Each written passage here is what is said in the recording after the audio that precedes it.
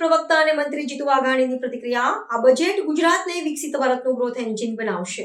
ગુજરાત સરકાર દ્વારા રજૂ કરવામાં આવેલા નાણાકીય વર્ષ 2026-27ના બજેટને ભાજપના પ્રવક્તા અને મંત્રી જીતુ વાઘાણીએ ઐતિહાસિક અને સર્વસમાવેશક ગણાવ્યું છે. બજેટ રજૂ થયા બાદ પત્રકારો સાથેની વાતચીતમાં તેમણે જણાવ્યું હતું કે આ બજેટ માત્ર આંકડાઓની માયાજાળ નથી, પરંતુ વડાપ્રધાન નરેન્દ્ર મોદીના વિકસિત ભારત 2047ના સંકલ્પને સાકાર કરવાની દિશામાં ગુજરાતનું એક મજબૂત કદમ છે.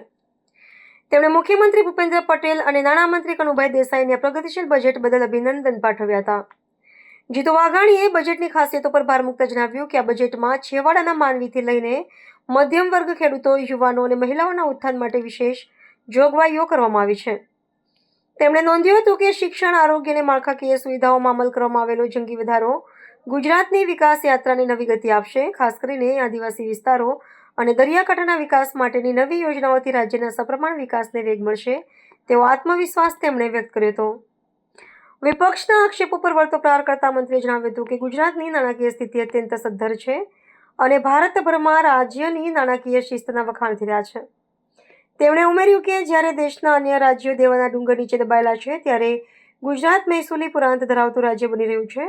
આ બજેટ દ્વારા રોજગારીની નવી તકો ઊભી થશે અને ઉદ્યોગ જગતને પણ પ્રોત્સાહન મળશે, જેનાથી ગુજરાત આગામી સમયમાં ગ્લોબલ હબ તરીકે વધુ મજબૂત બનીને ઉભરશે. સહકાર, પશુપાલન,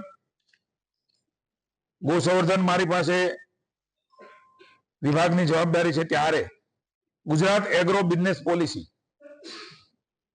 એની પણ આ બજેટમાં જોગવાઈ કરી છે.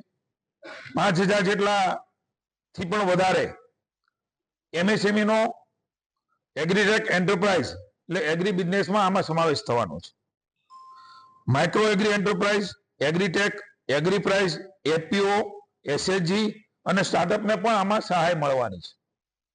આ પોલિસી અન્વયે મૂડી સહાય, વ્યાજ સહાય, વેતન સહાય, ટેકનોલોજી, તાલીમ, સર્ટિફિકેટ સહાય, માર્કેટિંગ અને નિકાસ માટેની સહાય વિશેષ પ્રોત્સાહન તરીકે આ નીતિ આવવાના કારણે ઉદ્યોગ વિભાગની અંદર આ ઇન્ડસ્ટ્રી ચાલતી હતી, હવે એ મધ્યમ સુધી એ અમારો વિભાગ એ નવી વ્યવસ્થાઓમાં ઊભી કરશે.